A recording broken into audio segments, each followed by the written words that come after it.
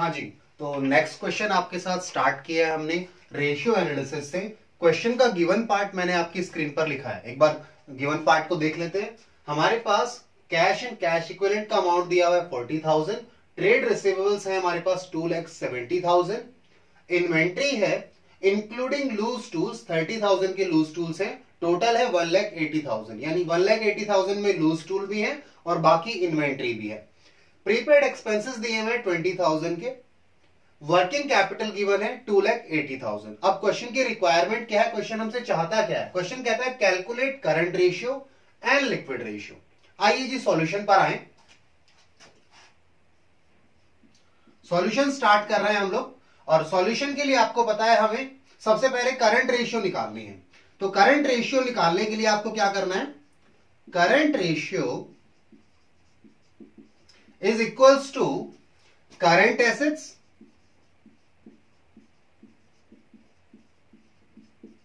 divided by current liabilities, current liabilities। ठीक है जी, चलिए अब हमारे पास करंट एसेट्स और करंट लायबिलिटीज क्या क्या है, हमें ये फाइंड आउट करना है। आइए मेरे साथ यहां पर सबसे पहले करें, एक वर्किंग नोट बना रहे हैं।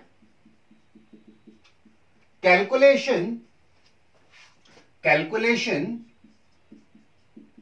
Of current assets. चलिए जी करंट एसेट्स की कैलकुलेशन स्टार्ट करें। देखिए जी करंट एसेट्स कैसे निकलेंगी। तो करंट एसेट्स में इनमें से क्या क्या आता है वो आपको देखना है। देखिए cash and cash equivalent current assets का पार्ट है, तो आइए पहले इसी को लिख लेते हैं, कैश एंड कैश इक्विवेलेंट। ठीक है जी, कितना है ये अमाउंट? ये 40,000 रुपए है।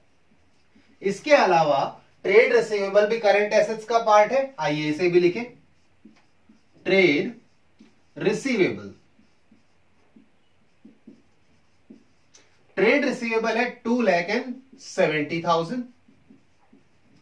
इसके अलावा हमारे पास इन्वेंट्री है। अब इन्वेंट्री में देखिए आपको पता है जब करंट एसेट्स को कैलकुलेट किया जाता है या करंट रेशियो को कैलकुलेट करते हैं उस समय लूज टूल्स को आप करंट एसेट में नहीं लेते, तो आपको एक्सक्लूडिंग लूज टूल आपको निकालना होगा इन्वेंट्री का वैल्यू क्या है। इन्वेंट्री लिया जाएगा बट उसमें जो लूज टूल की वैल्यू है वो करंट रेशियो निकालते समय यूज नहीं करेंगे। तो आइए इसे हटा दें। तो जब मैं इन्वेंट्री का वैल्यू लिखूंगा, इन्वेंट्री एक्सक्लूडिंग लूज टूल्स। चलिए तो आपको पता है टोटल वैल्यू है 1,80,000, तो 1,80,000 में से आप लोग 30,000 माइनस कर दीजिए जो कि लूज टूल की वैल्यू है, तो हमारे पास वैल्यू कितना आ जाएगा? 1,50,000 आ जाएगा। इन्वेंट्री आप लोग कितना लेना है? 1,50,000 लेना है। इसके बाद प्रीपेड एक्सपेंसेस आपको पता है हमारे पास यूज होंगे करंट एसेट्स निकालने के लिए, तो आइए प्रीपेड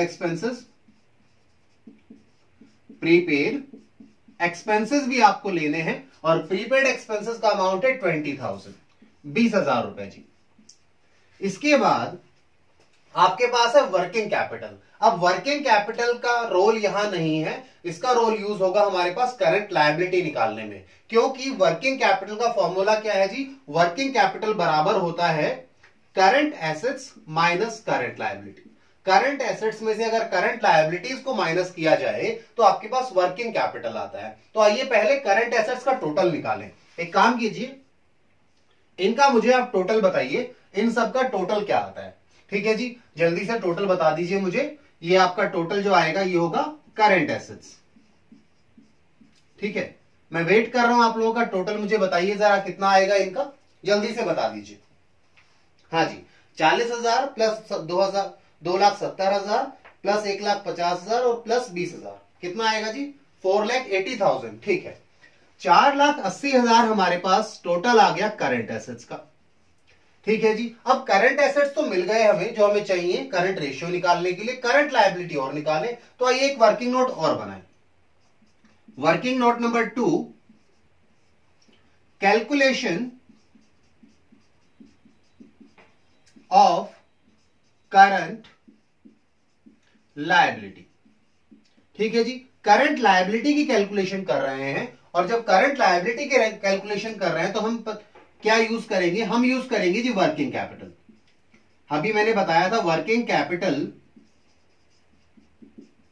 जो कि बराबर है कितना?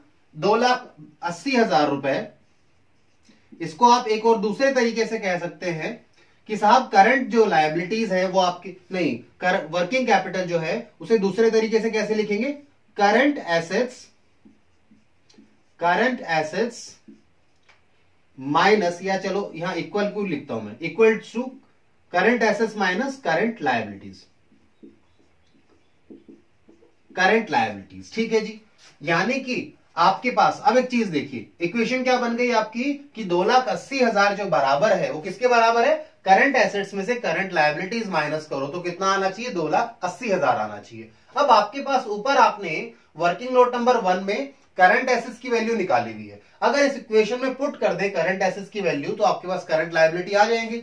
यानी मैं कहूं इसका मतलब क्या है जी? इसका मतलब ये है, मैं शॉर्ट में लिख रहा हूं, C is current assets minus CL is current liability is equals to 2,80,000। यहां पर हमने करंट एसेट्स की वैल्यू पुट की। इसका मतलब क्या हो गया कि 2,80,000 जो कि करंट एसेट्स की वैल्यू है ऊपर से ली हम, सॉरी 2,80,000 कह रहा हूं, 4,80,000, 4,80,000 minus current liability is equals to 2,80,000। इसका मतलब हो गया जी कि करंट लायबिलिटी को उधर ले जाओ, यानी इस साइड रख लो, ठीक है, और इसे दूसरी तरफ ले जाएंगे तो क्या होगा? इसे इधर ले आओ, 4,80,000 माइनस 2,80,000।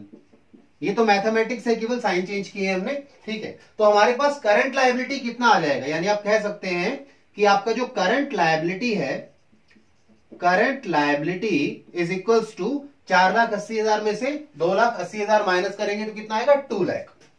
ये लीजिए 2 लाख रुपीस क्या आ गया जी? करंट लायबिलिटी आ गया। अब हमारे पास करंट एसेट भी है, करंट लायबिलिटी भी है। आइए इन्हें इक्वेशन में डालें तो हमारे पास कितना आ गया? 4 लाख करंट एसेट आया था 4,80,000 डिवाइडेड बाय करंट लायबिलिटी कितना आ गया? 2 लाख।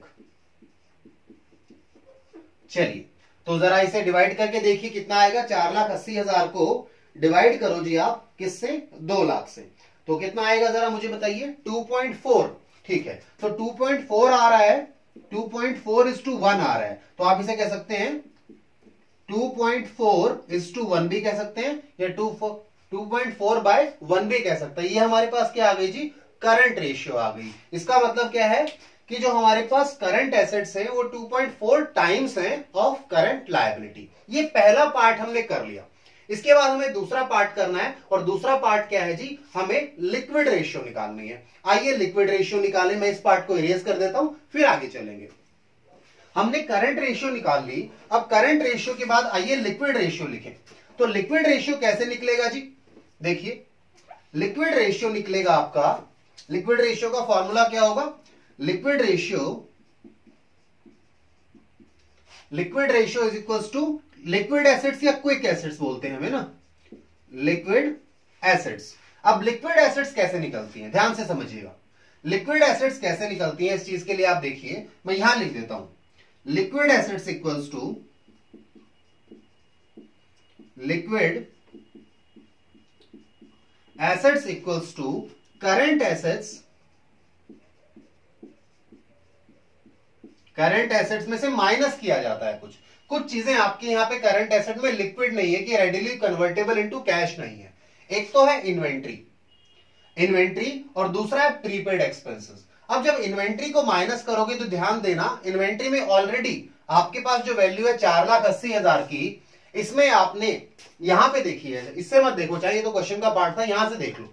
यहां से जब लिक्विड एसेट्स निकालना शुरू करोगे तो ये दो चीजें हट जाएंगी। लिक्विड एसेट्स में एक तो इन्वेंट्री नहीं आएगा और दूसरा प्रीपेड एक्सपेंस नहीं आएगा। तो 4,80,000 में से या तो आप ये 1,70,000 माइनस कर दो, या फिर इन दोनों को देख लो, इन दोनों को ले लो, ये दोनों क्या है? लिक्विड एसेट्स में आएगा। तो कितना आ जाएगा हमारे पास? 3,10,000 रुपए आ जाएगा। ठीक है ना जी, 3,10,000 क्या आ जाएगा? ये दोनों क्या बनेगी?